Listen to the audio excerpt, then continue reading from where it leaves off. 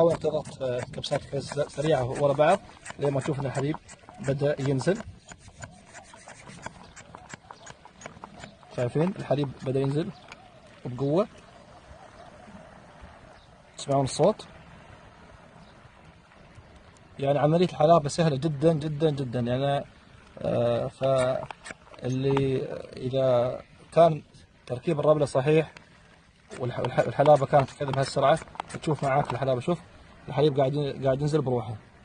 فعملية الحلابة جدا جدا جدا سهلة.